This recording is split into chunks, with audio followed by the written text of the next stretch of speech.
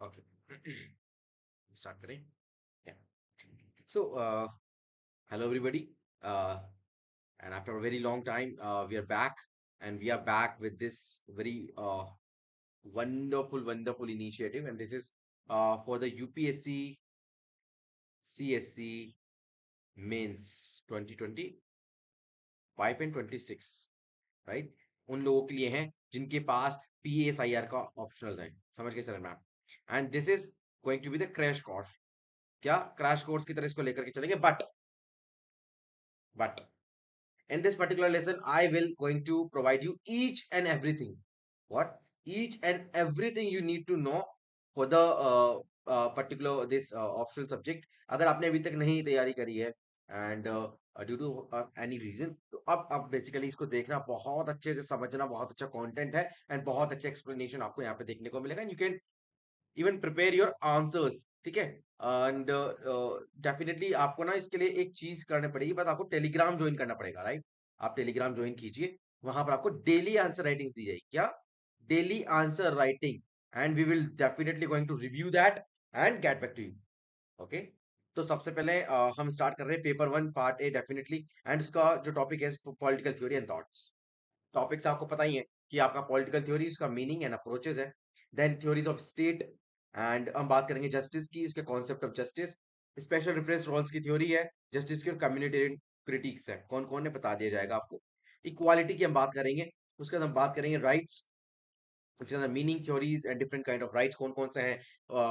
Concept of human rights की आपको देखना है. पीवाईक्यूज डेफिनेटली बहुत जरूरी है. पीवाईक्यूज भी देखेंगे अपन, राइट. बात करते हैं यूनिट 6 की. तो डेमोक्रेसी, क्लासिकल और कंटेम्प्रेरी थ्योरीज कौन कौन से दिए हैं, कौन कौन से स्कॉलर्स हैं, मॉडल कौन कौन से हैं. रिप्रेजेंटेटिव, पार्टिसिपेटरी, डेलिबरेटिव, क्या है ये सब. हमको इसके अंदर बारे में बहुत गहन चिंतन और मनन से हम इसके अंदर डिस्कस करेंगे. आपको आंसर यहाँ पर मैं प्रोवाइड कर दूंगा. बात करते हैं unit 7 concept of power, hegemony, ideology and legitimacy. Unit 8 में आपका आएगा पॉलिटिकल आइडियोलॉजी से हम बात करेंगे liberalism, socialism, Marxism, fascism, Gandhism and feminism. Next हम बात करेंगे यूनिट 9 की Indian political thought. And last but not the least, western political thought. So for this हम स्टार्ट करते हैं सेक्शन 1 का, पेपर 1 का सेक्शन ए का. देन हम सेक्शन बी पे चलेंगे, फिर पेपर 2 का section A and section B लेकर के कंप्लीट करेंगे. जल्द से जल्द कंप्लीट कर देंगे. But you have to join the Telegram group. Link description में. अब आप एक बार देख लीजिए किस तरीके से हम यहाँ पे पढ़ेंगे. तो ये this is going to be आपकी यूनिट फर्स्ट है ये. ठीक है. तो इसके अंदर पॉलिटिकल थ्योरी का मीनिंग और अप्रोचेस पढ़ेंगे. अब देखो यहाँ पर हम पीवाईक्यूज देखेंगे कि भाई कौन कौन से पीवाईक्यूज आए हैं इस पर्टिकुलर टॉपिक से. देन हम उसका कॉन्सेप्ट वाइज आपको यहाँ पर कॉन्सेप्ट क्लियर करवाएंगे. एंड सर मैम इतना ही नहीं, ये होमवर्क है. दीज आर आपके होमवर्क्स एक्चुअली. तो क्वेश्चंस आपको यहीं पे लेक्चर में दे दिए जाएंगे. And you have to write them down in a what, stopwatch लगा करके. हर पर्टिकुलर क्वेश्चन 10 मार्कर है तो कितने में करोगे, 7 से 8 मिनट में. और अगर 15 मार्कर है तो कितने में करोगे, 12 से 15 मिनट में. ठीक है, 12 से 13 मिनट में. वो सब बेसिकली क्या चीज है, वो हमने एक पर्टिकुलर लेक्चर लिया था टेलीग्राम पर. सेशन ओपन सेशन था, तो वहां पर हमने बताया था इसके बारे में. आंसर को किस तरीके से लिया जाता है, देखा जाता है, स्ट्रक्चर पहले बनाया जाएगा, फिर आप उसको फ्रेम करेंगे. फॉर एग्जांपल हम यहाँ पे बात करते हैं examine the importance of behavioural approach in political theory and what leads to the, इसका डिक्लाइन क्यों हुआ. बेसिकली 2021 का क्वेश्चन है, रिसेंट का ये. तो इसके अंदर बात करेंगे सबसे पहले बिहेवियरल अप्रोच का है, राइट. उसके अंदर सबसे पहली बार इसको कब लाया गया था, डेविड ईस्टर का क्या रोल है ना. उसके अंदर हम बात करेंगे पॉलिटिकल थ्योरी में. देन हम बात करेंगे क्यों इसका डिक्लाइन आपको देखने को मिला, क्यों पोस्ट बिहेवियरलिज्म है, राइट. तो वो सब कुछ इसके अंदर आपको देखने को मिलेगा. एंड इसके मॉडल आंसर्स प्रोवाइड कर दूंगा, right. But for that you have to join the Telegram group and that's very important. बात करें इसकी, discuss the significance of normative approach in political theory, 2020 का क्वेश्चन है. बात करते हैं comment on resurgence of political theory, political theory का रियोदय, जो उदय हुआ था वापस से, 2019 का क्वेश्चन है. Comment on the decline of political theory, 18 का है. Comment on the post behavioural approach, simple related ही है, राइट. तो पीवाईक्यूज आते ही हैं, पीवाईक्यूज आते ही हैं सर मैम, वही तो रिपीट करके आएंगे. बताइए कहां से आएगा. वही क्वेश्चंस को डिफरेंटली फ्रेम करके आपके क्वेश्चन पूछे जाते हैं, तभी तो पीवाईक्यूज करेंगे, बहुत इंटेंसली करेंगे. ठीक है.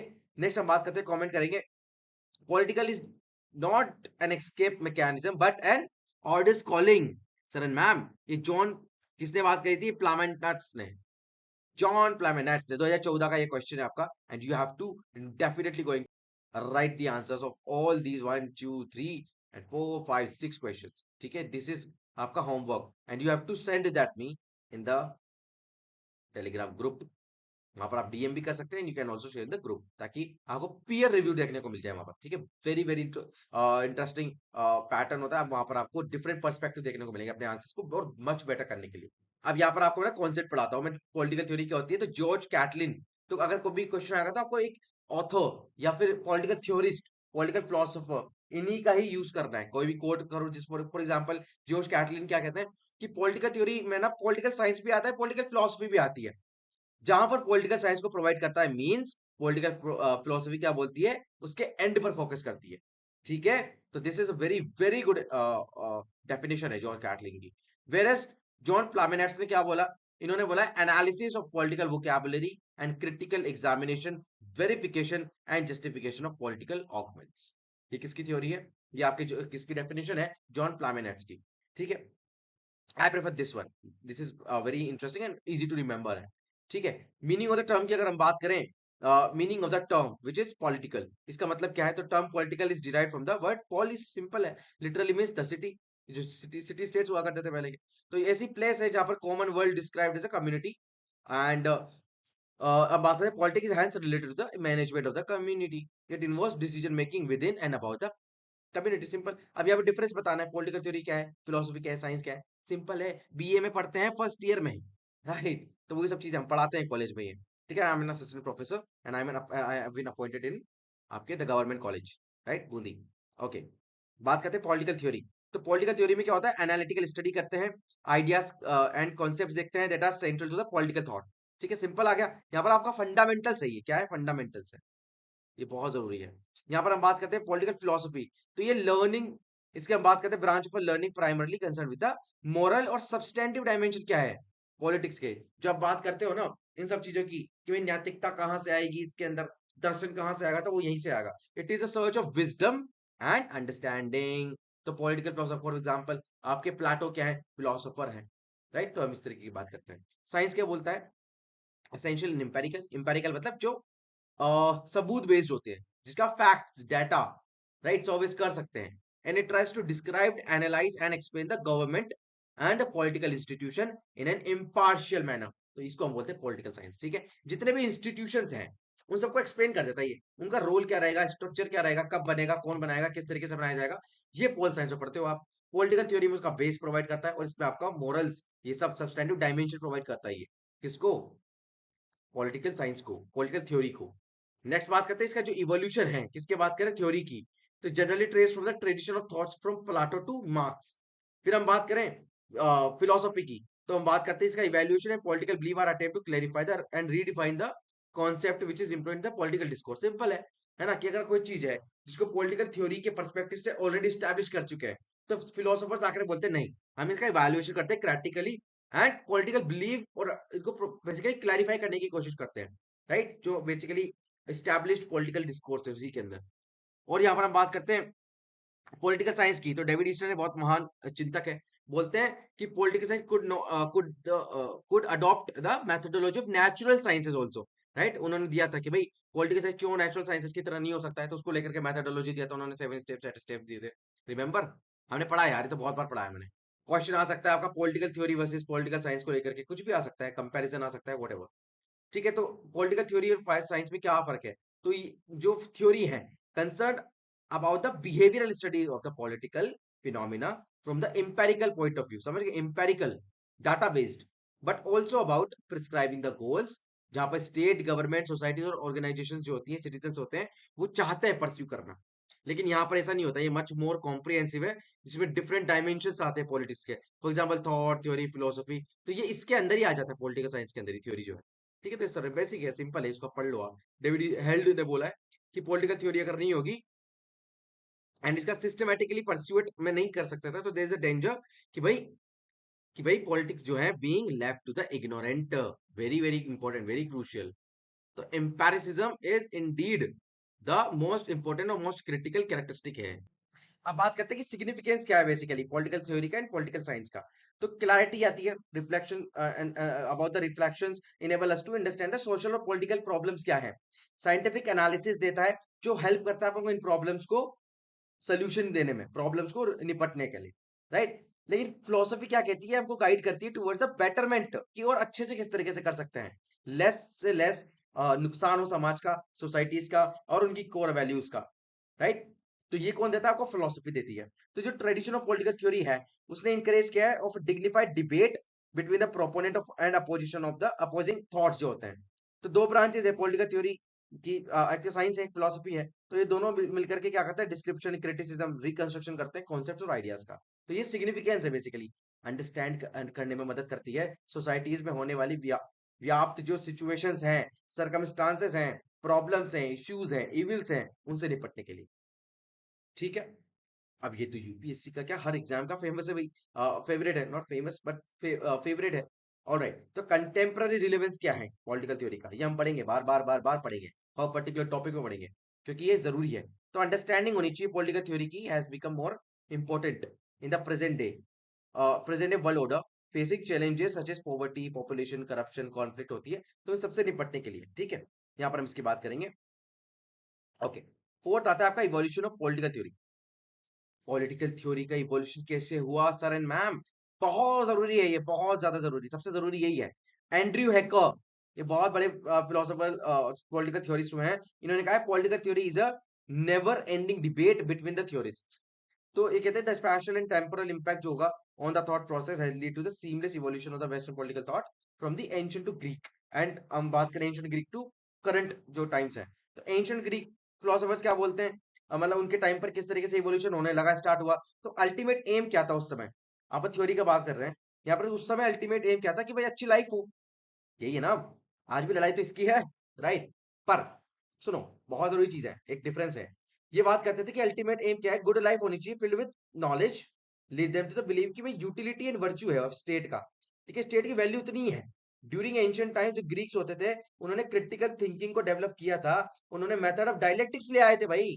बात ये करते हैं हम किसकी, प्लाटो की, प्लाटो, अरस्तु की, एरिस्टोटल की बात करते हैं। इन्होंने कहा था स्टेट एक वर्च्यू का सोर्स है, स्टेट को इतना रिकॉग्निशन दिया था इन लोगों ने, एंड नेशनल इंस्टीट्यूशन है जो आपकी इक्वालिटी को, जस्टिस को बनाए रखने में मदद करता है, right, through the conception of the आपके स्टेट एंड द किंग। और किंग कौन बनेगा, वो हमने यहाँ पर बेसिकली आपको डिस्क्रिप्शन में ना लिंक दे रहा हूं मैं, एक हमारा कोर्स है वेस्टर्न पॉलिटिकल थॉट्स को लेकर के, उसके अंदर Plato, Socrates, Aristotle, Thomas Hobbes, Rousseau, Karl Marx, ये सब हमने कंप्लीट करवा दिए, जॉमी बेंथम, ठीक है। तो एक बार प्लीज उसको जाकर के देखिए, बहुत मजा आपको जो है आ जाएगा, बहुत मजा, मजेदार उस तरीके से बनाए गए हैं। एक बार देखना उसको जाकर के, ये सारे कॉन्सेप्ट क्लियर हो जाएंगे आपके, राइट। बात करते हैं फिर मिडाइवल टाइम्स में क्या हुआ, कि political science was a sub discipline of a religious authority. कौन था वो, चर्च था, simple, Martin Luther King, remember हमने बात करी थी। The divine rights theory of kingship जो है provided unhindered power to the ruling classes to the rule, ये हम इसके बात करते हैं। तो रिलीजियस डोमिनेशन बहुत ज्यादा बन गया था, थियोक्रेटिक स्टेट बनने लगे थे काफी ज्यादा। रेनेसा मूवमेंट की बात करें तो आता है, it accorded the central importance to the human life and the scientific revolution brought in fundamental changes in the western political thought. Simple है कि भाई साइंटिफिक रेवोल्यूशन आ गया। हम बात करते हैं रेनेसो की, उस समय इंडस्ट्रीज का आने लगे, इन्वेंशन होने लगी साइंस में। तो ये सब जो है बहुत जरूरी है, उसने पॉलिटिकल साइंस को भी इम्पैक्ट किया है, उस समय के स्टेट्स को भी इम्पैक्ट किया है, राइट। फिर आए हमारे कौन, मैकियावेली साहब, इनका भी लेक्चर रिकॉर्डेड है, ऑलरेडी रिकॉर्डेड है, इसलिए हम एक्सप्लेन नहीं कर रहे हैं इनको ऑन डिटेल जाकर के। हाँ, जब हम बात करेंगे सेक्शन बी की ना, तो उसके अंदर हम आपको बता देंगे कि भाई किस तरीके से यहाँ पे क्या क्या पढ़ना है आपको, यूनिट 10 में लास्ट यूनिट है आपकी, ये वेस्टर्न पॉलिटिकल थॉट्स की, उसमें बहुत अच्छे से एक्सप्लेन करूंगा मैं। But if you have time ना थोड़ा सा भी, और अब अगर आपको कॉम्प्रिहेंसिवली पढ़ना है, तो these are the best lectures sir, है ना, बहुत बेस्ट लेक्चर्स हैं, देखिए। मैकियावेली क्या करता है, इन्होंने रियलिस्ट अप्रोच लेकर के आई है पॉलिटिकल साइंस के प्रति, और इनकी जो बुक है the Prince, basically it's not the book, right, वो तो वो मैंने बताया, उसके अंदर इन्होंने लिखी भी नहीं है the politics, the Prince, sorry, ठीक है। क्यों लिखी वो पता चलेगा आपको, क्या है बेसिकली बुक है कि क्या है। तो he separated politics from the ethics and religion, तो ये यहाँ से डेवलप हुआ है।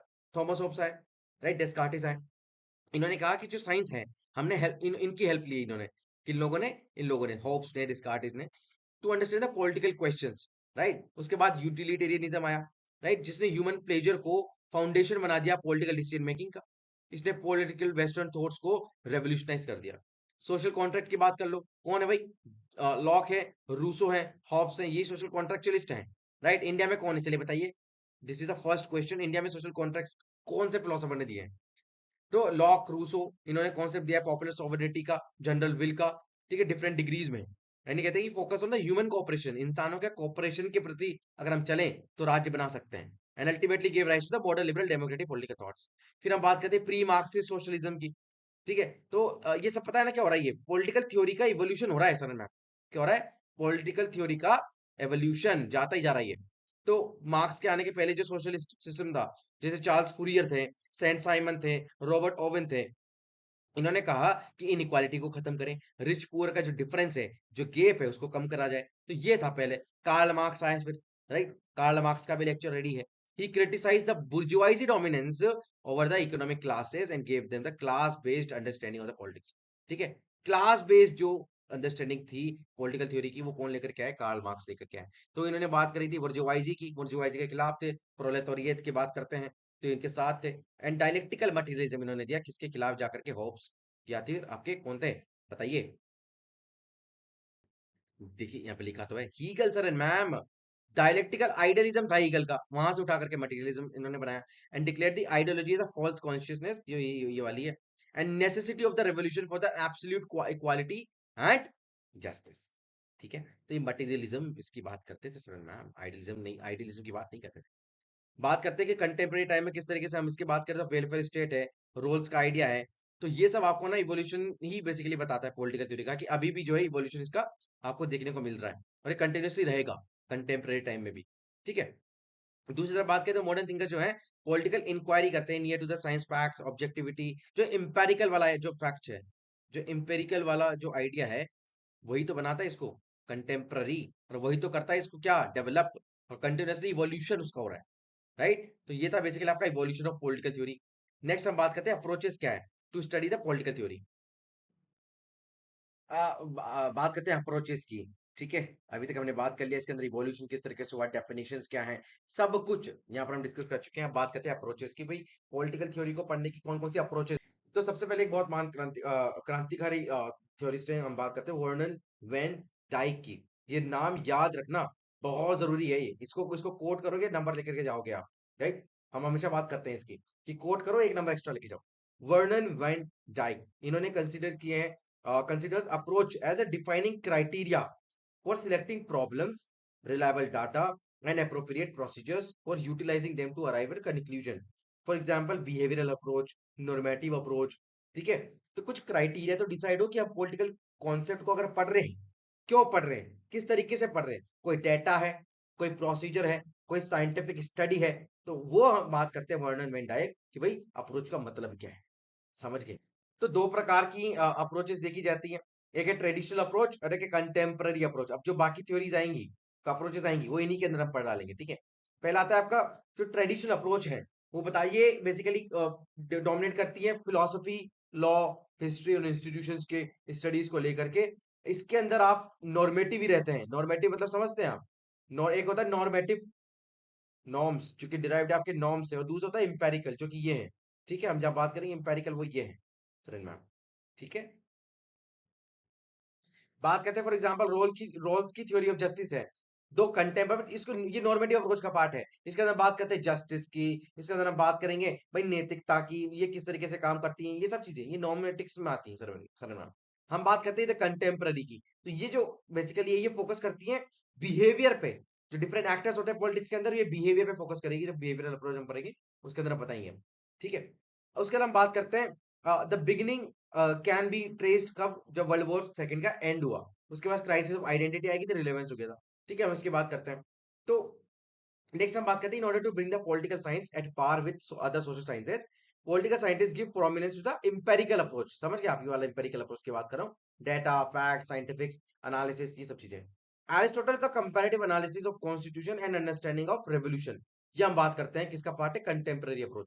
अब आप सोच रहे होंगे यार ये तो यहाँ पर आना चाहिए, नहीं क्यों नहीं आना चाहिए, बताता हूँ आपको। यहाँ पढ़ो, देखो ये पढ़ो, ये आपको डिफरेंस क्रिएट कर देगा, आपको पता चल जाएगा ये बेसिकली क्यों यहाँ पर हम इसको रखे हुए हैं, क्यों एरिस्टोटल को कंटेम्पररी में लाते हैं। हम बात करते हैं नॉर्मेटिव और एम्पेरिकल अप्रोच की, ठीक है।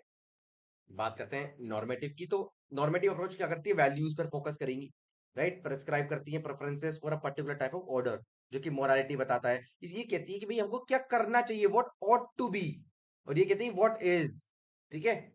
जो है वो है भाई, ये कहते हैं कि क्या होना चाहिए, ये हम बात करते हैं।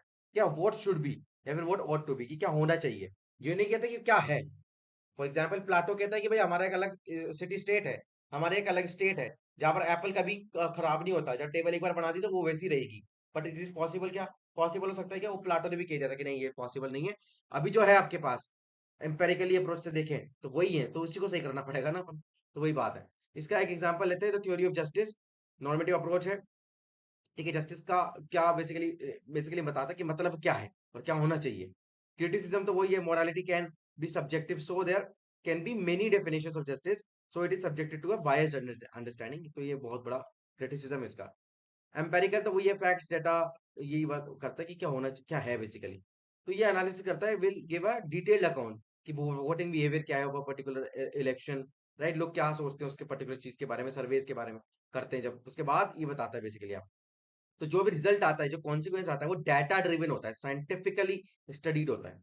बात करते हैं क्रिटिसिज्म की, तो it only describe the particular phenomena, describe the particular phenomena and आपका does not give an value judgement. तो ये वैल्यू न्यूट्रल भी मान सकते हो आप, यहाँ पर वैल्यू नहीं होती है। ठीक है, तो ये है भाई, इस तरीके से हम बात करते हैं। तो ये डिफरेंस है बेसिक नॉर्मेटिव एंड इंपेरिकल में। अब बात करते हैं सबसे पहले, तो let me change the colour. बात करते हैं सबसे पहले सिग्निफिकेंस क्या है नॉर्मेटिव अप्रोच का पॉलिटिकल थ्योरी में, ये क्वेश्चन आ सकता है, राइट, क्वेश्चन इससे रिलेटेड आ सकता है। बात करते हैं इजाया बर्लिन, बहुत बड़े थिंकर हैं, लिबर्टी को लेकर के कॉन्सेप्ट दिए थे इन्होंने। बात करते हैं, कहते हैं जो नॉर्मेटिव अप्रोच है as the discovery and the application of moral notions in the sphere of political relations and practice. ठीक, अब हम बात करते हैं मिनिमलिस्ट नॉर्मेटिव अप्रोच क्या होती है। ये बेसिकली बताती है कि मिनिमम स्टैंडर्ड्स क्या होने चाहिए, आइडियाज के, नॉर्म्स के। एंड मैक्सिमलिस्ट अप्रोच क्या बोलती है, to formulate the ideal standards जिस which no phenomenon could achieve। ठीक है, जो कोई अचीव नहीं कर सकता, कोई भी जो बात करते हैं फिनोमिना, वो अचीव कर सके मैक्सिमलिस्ट अप्रोच के थ्रू। ठीक है, तो हम बात करते हैं by making the ideas like justice and equality and end is in itself, the normative approach always strive to derive a perfect order, peace and prosperity। अगर एक नॉर्मेटिव अप्रोच नहीं होगी तो society and polity run the risk of the visionless directions.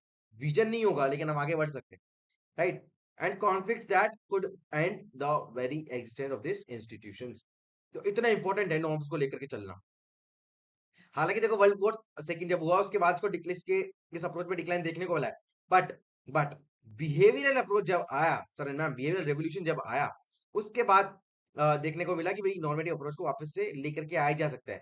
यही चीज बताती है आपकी जैसे रिसर्जेंस। अगर हम बात करें नॉर्मेटिव थ्योरी का, तो मैकफर्सन की जो थ्योरी है डेमोक्रेसी की, रॉल्स की जो थ्योरी है जस्टिस की, एंड ऑल्सो जो डोरकिन और अमर्त्य सेन की अप्रोच है, ठीक है, ये बताती है कि जो नॉर्मेटिव पॉलिटिकल साइंस है, नॉर्मेटिव अप्रोच है पॉलिटिकल साइंस को पढ़ने के लिए, उसका रिसर्जेंस हुआ है बाद में, अभी कंटेम्पररी टाइम में। ठीक है, एक यहाँ पे कोट है डेल ग्लासर का, ये बोलते हैं engagement with the normative theory proceeds from the hope that कि जो मॉरल एक्टर्स है who debate their options in an open eye and self in an open and self conscious way will on the whole do fewer at the things most of us would consider bad than those who proceed ineffectively और suppress the moral debate. कुल मिलाकर के बात बता रहे हैं कि भाई नॉर्मेटिव साइंस जो है, नॉर्मेटिव थ्योरी जो है, नॉर्मेटिव अप्रोच जो है पॉलिटिकल थ्योरी को पढ़ने के लिए, वो उतना ही जरूरी है जितना एक सोसाइटी को, एक समाज को, एक स्टेट को चलाने के लिए जरूरी है। समझ में, राइट। बात करते हैं अगर मोरल डिबेट नहीं होगी, राइट, अगर हम नॉर्म्स का बात ही नहीं करेंगे तो क्या होगा, एक अनइफेक्टिव होगा बेसिकली, राइट, और वो मोरल डिबेट को ही सप्रेस कर देगा, which is not good for any state. अब इसी के साथ बात कर लेते हैं ट्रेडिशनल अप्रोचेस की भी। ठीक है, अब ट्रेडिशनल अप्रोचेस में दो चीजें आती है, एक होती है फिलोसॉफिकल अप्रोच और एक हिस्टोरिकल अप्रोच। तो फिलोसॉफिकल अप्रोच से क्वेश्चन आया हुआ है। ठीक है, तो बेसिकली हम बात करते हैं इसकी रूट से क्लासिकल ग्रीस में। ठीक है, फिलोसफी सिंपल है, दर्शन की बात कर रही है। सो दिस ट्रेडिशन, वही वहां से कहां से, प्लाटो को क्रेडिट दिया जाता है sir ma'am as the founder. तो मोस्ट क्लासिकल थ्योरी जो होती है वो फिलोसॉफिकल अप्रोच इस्तेमाल करती है। ठीक, राइट, यहाँ पर आप देख लीजिए। And it follows the deductive method, ये बहुत जरूरी है, ये यहाँ पर हाईलाइट मार्क कर लो। समझ में, ये डिडक्टिव मेथड को इस्तेमाल करते हैं, that begins with N assumption and goes on the establish through the logical reasoning. ये क्या बोलते हैं कि पहले तो कोई चीज होगी sir ma'am. For example Plato ने कहा कि भाई हमारा इस तरीके का रिपब्लिक बनेगा या फिर व्हाटएवर, कुछ भी होगा, हमारा स्टेट बनेगा, फिर उसको प्रूव करने के लिए वो यहाँ पर डायमेंशंस क्रिएट करते हैं, राइट। प्लाटो क्या, फॉर एग्जाम्पल प्लाटो का रिपब्लिक है, रोल थ्योरी का जस्टिस है, राइट, मतलब जस्टिस की थ्योरी है, सॉरी। क्रिटिसिज्म क्या है, utopian, biased and unrealistic, obviously. Next बात कर लो आप हिस्टोरिकल अप्रोच की, तो since the beginning thinkers have regarded the history as the primary source of the analysis.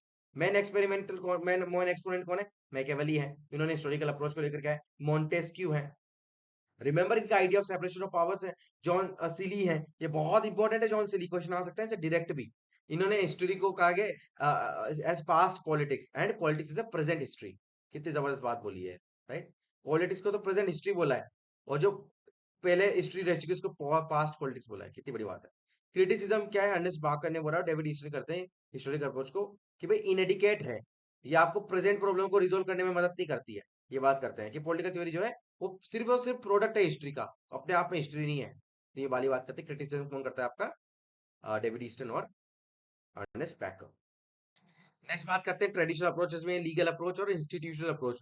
Legal क्या कहता है? वही सिंपल है यार, कॉन्स्टिट्यूशनल लॉ, लीगल इंस्टीट्यूशंस की बात करना। इसमें सबसे बड़े फिलोसोफर आते हैं Cicero, Jean Bodin, Austin, Grotius, Bentham और ठीक है, ये लॉ ऑफ द कॉन्स्टिट्यूशन के अंदर बात करते हैं। एक्सेट्रा चीफ प्रोपेगेटर्स हैं इनके, इस वाली अप्रोच के, ठीक है। नेक्स्ट हम बात करते हैं, this the method is largely descriptive and institutional and guided by the logic और reason, right? Facts and event से ज्यादा बात करेंगे लॉजिक पे। क्रिटिसिज्म की अगर बात करें तो इनएडिकेट है in understanding complex political process है, behavioural outside the legal framework, नहीं कर पाते, वो है। इंस्टीट्यूशनल अप्रोच की बात करो तो वही है एरिस्टोटल का study of multiple constitutions, where he classifies constitution को of the Greek city states, ठीक है। क्लासिफाइड जो ग्रीक सिटी स्टेट्स उस जमाने में, जो उनको उनके कॉन्स्टिट्यूशन को पढ़ा था और बताया था कि इस पर्टिकुलर तरीके से कॉन्स्टिट्यूशन को लिखा जा सकता है, ये तरीके होते हैं। इट स्टडीज द स्ट्रक्चर, मैंने एरिस्टोटल का लेकर के लेक्चर आ चुका हूँ, बेसिकली डिस्क्रिप्शन में लिंक है, देखना अपना एक बार। It studies the structure and the function of government and the organs जो भी है, पॉलिटिकल पार्टीज जितनी भी है, एंड मेथोडोलॉजी डिस्क्रिप्टिव और इंस्टीट्यूशनल होती है। स्कॉलर्स कौन है? जेम्स ब्राइस है, लास्की और आलमंड है। Criticism, no wide reaching theory can be constructed from this approach as this is descriptive and cannot be applied to the situation in developing countries। सही बात है, जहां पर इंस्टीट्यूशन ऑल वेल स्टैब्लिश्ड है वहां पर तो बात करेंगे ना। डेवलपिंग है, अंडर डेवलप्ड है, वहां तो स्टैब्लिश्ड ही नहीं है, तो कहाँ बात, वो पॉसिबल ही नहीं। आप एक एक्सटेंडेड पॉलिटिकल थ्योरी बना लो। अब हम देख रहे हैं यहाँ पर कंटेम्प्रेरी अप्रोचेस आ रही है, रैपिड ग्रोथ हो रहा है नेचुरल साइंसेस का, राइट? तो पॉलिटिकल साइंस भी बदल रहा है, राइट? तो आप जैसे अमेरिकन पॉलिटिकल साइंस एसोसिएशन है, उसने कोशिश की थी इसको लेकर के कि ऑटोनॉमस डिसिप्लिन बनाया जाए इन political science, taking away it from the stream of philosophy, anthropology, ये सब चीजों को लेकर के। अब बात करते हैं इसके डिक्लाइन को लेकर के कि भाई पॉलिटिकल साइंस का पॉलिटिकल थ्योरी का डिक्लाइन किस तरीके से हुआ, राइट? तो मिड 20th सेंचुरी की बात है, जो एक्सपोनेंट थे पॉलिटिकल साइंस के began to question the relevance of traditional political theory, right? जो ट्रेडिशनल पॉलिटिकल थ्योरी चलती हुई आ रही है, अब जैसा डेविड ह्यूम किस तरीके से यहाँ पर बात करते हैं, देखो। डेविड ह्यूम इनका वर्क था political system and inquiry into the state of the political science, 1953 का ये केस था। उसके तरफ बात करते हैं, asserted that जो ट्रेडिशनल पॉलिटिकल थ्योरी है was devoid of observations and it cannot explain the political reality।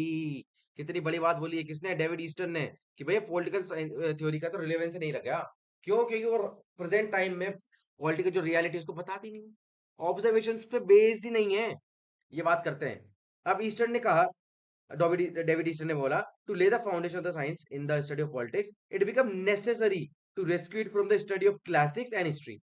जो कंटेम्पररी चीजें हैं उस पर बात करो ना। He also pointed out that there was no outstanding political philosopher after Marx and J. Mill। ठीक है, तो जितने भी आप ये बोलते हो सब जो हम पढ़ते हैं, ये इसको सब नकारते हैं। कौन आपके? अब बात करते हैं डेविड ईस्टन। तो सेकेंड वर्ल्ड वॉर के बाद थ्योरिस्ट ने जितने भी थे, जितने सोशल साइंसेस है, वो बेसिकली इसमें लेकर के आए कि भाई किस तरीके से पॉलिटिकल साइंस के डिक्लाइन को रोका जाए। ठीक है, तो David Easton provided 4 reason for the decline. ठीक है, तो अब पहले रोका जाएगा तो उसके पहले रीजन भी बताया जाएगा कि भाई क्या एक्चुअली हो क्या रहा है पॉलिटिकल साइंस के साथ। ठीक है, तो डेविड स्टर्न के 4 रीजन है, ये बहुत जरूरी है, इसको हाईलाइट कर लो, इसको स्टार मार्क कर लो, बहुत जरूरी है। जो मोस्ट इंपॉर्टेंट है, मोस्ट क्रिटिकल है, वो मैं आपको क्या कर दूंगा सर मैम, हाईलाइट करवा दूंगा, स्टार मार्क करवा दूंगा, बहुत जरूरी है। पहला पहला आता है हिस्टोरिसिज्म। क्या बोला मैंने? हिस्टोरिसिज्म।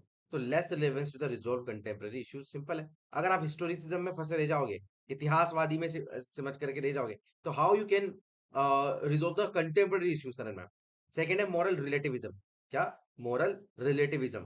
तो रिलेटिविस्टिक एटीट्यूड है ऑफ वेबर एंड ह्यूम का, non subjection of values to the critical analysis, confusion between science and theory. ठीक है, जो स्कॉलर्स हैं कंफ्यूज है साइंस में विद थ्योरी, कमाल है। And forget that the theory goes beyond science. बताओ पॉसिबल है क्या? तो इसी बात को नकारा किसने, हमारे डेविड ईस्टन ने। फोर्थ इन्होंने दिया आपका हाइपर फैक्चुअलिज्म है, कितना फैक्चुअल है, बहुत प्रॉब्लम है इसको लेकर के। एंड थ्योराइजेशन नहीं कर रखा उसका, अंडर थ्योराइजेशन है एंड ओवर फैक्चुअलाइजेशन। ऐसे वर्ड्स को इस्तेमाल करना है, ऐसे फ्रेजेस को इस्तेमाल करना है, तब मिलेंगे नंबर। ठीक है। डांटे जर्मिनो की बात करते हैं, इनकी बुक है beyond ideology the revival of the political theory, gave two reasons for the decline of political theory. For example craze of science is positivism and culmination of the ideological evolution the Marxism. Alright, बात करते हैं सबसे जरूरी और सबसे important, सबसे महत्वपूर्ण approach की, बिहेवियरल अप्रोच की बात करते हैं। तो ग्राहम वॉलेस जिन्होंने किताब लिखी थी ह्यूमन नेचर इन पॉलिटिक्स, वहां से देखा जाता है इसका ट्रेस। और आर्थर बेंटली की बुक है द प्रोसेस ऑफ गवर्नमेंट, वहां से एम्फेसिस किया गया था कि पॉलिटिक्स में ना आपको ना पॉलिटिकल इंस्टीट्यूशन से ज्यादा प्रोसेस पे ध्यान ध्यान देना चाहिए, समझ गया। यानी कि process of politics is more important than आपका study of the political institution. Remember हमने बात करी थी पॉलिटिकल इंस्टीट्यूशन क्या है आपके, द स्टडी ट्रेडिशनल अप्रोचेस में भी आपके जो ये वाले अप्रोचेस हैं, इंस्टीट्यूशनल अप्रोच वगैरह, ठीक है। तो हम इसकी बात करते हैं, तो उसका क्रिटिसिज्म किया गया था। ग्राहम वेलेस क्या कहते हैं कि हमको ना एक्सप्लोर करनी चाहिए facts and evidence to understand human nature को एंड उसका manifestation in human behaviour. Simple, जो पॉलिटिकल प्रोसेस है it could be understood only by analysing how people actually behaved in political situations. कि अगर कोई पॉलिटिकल सिचुएशन, क्या होती है पॉलिटिकल सिचुएशन, बताओ। इलेक्शंस हो गए, राइट। सबसे जरूरी तो यही है पॉलिटिकल सिचुएशन। कोई लॉ बना तो उसके खिलाफ क्या, बेसिकली उसके खिलाफ उसको एक्सेप्ट करेंगे, उसके अगेंस्ट बातें करेंगे, आंदोलन करेंगे, वट एवर, ये सब पॉलिटिकल सिचुएशंस है create, right. And barely by speculating how they should behave, कैसे कर रहे हैं, इसको स्पेकुलेट तो नहीं कर सकते, तो मानते हैं, और कैसा करना चाहिए वो स्पेकुलेशन है। तो हम इसकी बात करते हैं। चार्ल्स मरियम की किताब है न्यू एस्पेक्ट ऑफ पॉलिटिक्स, बहुत जरूरी किताब है। ये दो तो बहुत ही इंपॉर्टेंट है, आपको बेसिकली याद रखना है। चार्ल्स ई मरियम है, इनकी किताब है, मैंने बता दिया। ये क्रिटिसाइज करते हैं पॉलिटिकल साइंस को for its lack of scientific vigour and he criticise historians for ignoring the role of psychological, sociological and economic factor in human affairs. ठीक है, तो ये वाली बात बोलते हैं कि भाई पॉलिटिक्स को समझना है ना, तो साइकोलॉजी को समझो, इकोनॉमिक्स फैक्टर्स को समझो। सिर्फ पॉलिटिक्स को या फिर हिस्टोरिकल, इंस्टीट्यूशनल, लीगल को समझ करके नहीं पढ़ पाओगे आप पूरा चीज। नेक्स्ट बात करें जी कैटलिन की, बात करते हैं कि किताब है science and the method of politics. ठीक है। तो इसके अंदर क्या बोलते हैं इन्होंने कहा कि भाई वैल्यू फ्री साइंस होनी चाहिए, value free science, and he considered power as an essence of politics and it analysis should not be inclined in favour of any particular value system. कि भाई इतना ज्यादा वैल्यू डोमिनेट कर दिया, इतने ज्यादा चीजें लेकर के आ गई, वो बहुत हम बात करते हैं इंपेरिकली नहीं रहा वो तो, राइट, हम इस चीज की बात ही नहीं कर रहे हैं। तो ये बात करते हैं, डेविड ईस्टन आते हैं फिर। इनके इनका एक आर्टिकल था decline of modern political theory. ठीक है, इसमें कहा था attributes poverty of theory in discipline of to preoccupation with the past and the failure in taking up the task of building a systematic theory of political behavior। तो David Easton ने क्या करा फिर, इन्होंने कहा एक इंटेलेक्चुअल फाउंडेशन रखते हैं बिहेवियरलिज्म का, और उसके अंदर इन्होंने कुछ स्टेप्स दिए। क्या स्टेप्स थे वो, पहले बोलते हैं कि एक पेपर निकाला इन्होंने, the current meaning of behaviourism in political science, 1967 में था ये। अब इन्होंने 8 मेजर टेनेट्स दिए थे इंटेलेक्चुअल फाउंडेशन, इसके हम बात भी कर चुके हैं। Regularities, values, verification, systematisation, technique, quantification, pure science and integration. ठीक है, तो इस तरीके से ये रेगुलरिटी, वेरिफिकेशन, टेक्निक, फिर क्वांटिफिकेशन, फिर वैल्यूज, फिर सिस्टमाइजेशन, फिर प्योर साइंस, फिर इंटीग्रेशन। तो ये जितने भी थिंकर्स हुए हैं इनके बाद, रॉबर्ट हाल, फिलिप्स कॉनवर्स, डेविड ईस्टन, इन सब ने क्या करा, ये जो जितने भी स्टडी थी पॉलिटिकल इंस्टीट्यूशंस की, वहां से कहां पर आ गए, पॉलिटिकल बिहेवियर की स्टडी पे। ठीक है। और जो लीगल टेक्स्ट है उनकी स्टडी ना करके बिहेवियर की स्टडी करे, तो बिहेवियर इन्हीं को बोला गया था। ठीक है। तो ये नॉर्मेटिव फॉर्मलिज्म, इनकी स्टडी पे फोकस करते हैं। फिलोसॉफिकल स्कूल्स की ऑफ द पॉलिटिकल बिहेवियर, इन पे बात करते हैं। कंटेम्प्रेरी रेलेवेंस तो बहुत ज्यादा है बिहेवियरिज्म का, माइक्रो लेवल जनरलाइजेशन में, उनकी स्टडी करने में, सिचुएशंस को अंडरस्टैंड करने में। अब हर थ्योरी की तरह इसका भी पतन होगा, नहीं होगा क्या? जब पॉलिटिकल थ्योरी का डिक्लाइन देखने को मिला, तो इसका तो होगा ही ना। तो इसका भी बिहेवियरिज्म का भी डिक्लाइन होता है एंड रिसर्जेंस भी होता है फिर पोस्ट बिहेवियरिज्म का थ्रू बेसिकली। तो बिहेवियरिज्म, इसको क्रिटिसाइज किया गया फॉर माइंडलेस एम्पिरिज्म, कि भाई इतना ज्यादा आपने इसको वैल्यू न्यूट्रल कर दिया, इतना ज्यादा आप जो है बात करते हैं कि भाई इसके अंदर एक भी वैल्यू नहीं है, एक भी नॉर्मेटिव अप्रोच नहीं लिए, पूरी इंपेरिकल लिया है। तो बिहेवियरिस्ट क्या बोलते हैं, tend to study only those phenomena that are easily observable and can be analyzed rather than focusing on what is actually important। Karl Popper ने रिजेक्ट कर दिया इसको, कह दिया कि नैरो इंडक्टिव अप्रोच इस्तेमाल करते हैं, साइंटिफिक मेथोडोलॉजी का इस्तेमाल कर रखा है इसके अंदर। ठीक है। इसका कॉन्टेक्स्ट क्या है, 1960s में यूएस ने विटनेस किया पॉलिटिकल अपीवल पॉलिटिकल क्लासेस जो है वहां की was looking at the academicians to suggest a way forward कि भाई हम इस क्राइसिस से कैसे निकले। अनफॉर्चुनेटली कोई भी पॉलिटिकल स्कॉलर को बेसिकली ऐसा माना नहीं गया कि उसने इसका पर्टिकुलर सोल्यूशन दिया, सब क्लूलेस थे इसको लेकर के, राइट। फिर ईस्टर्न ने एक्नॉलेज किया दैट पॉलिटिकल साइंस जो है is once again in the state of decline, जिसके लिए बिहेवियरलिस्ट जो है रिस्पॉन्सिबल है। तो बिहेवियरलिस्ट को engage in research and was of limited relevance में है ये, तो that nothing to offer to address the contemporary issues. तो डेविड ईस्टर्न ने क्या किया, इन्होंने कहा कि भाई अब जो है हमको जरूरत है किसकी, एक नई थ्योरी की, एक बहुत क्रिएटिव थ्योरी की। दो फीचर्स थे उसके अंदर, एक्शन और रिलेवेंस, ये बहुत जरूरी वर्ड्स हैं, बहुत जरूरी वर्ड्स हैं जब हम बात करते हैं पोस्ट मॉडर्निज्म की, sorry not post modernism, post behaviourism की। ठीक है, वो किसने दिया आपके, डेविड ईस्टन महाराज ने दिया। ठीक है, तो रिसर्चेंस देख लेते हैं पॉलिटिकल थ्योरी का। तो जॉन प्लामेनाट्स, हमने बात करी थी, इन्होंने कहा था political theory is not an escape mechanism but an arduous calling.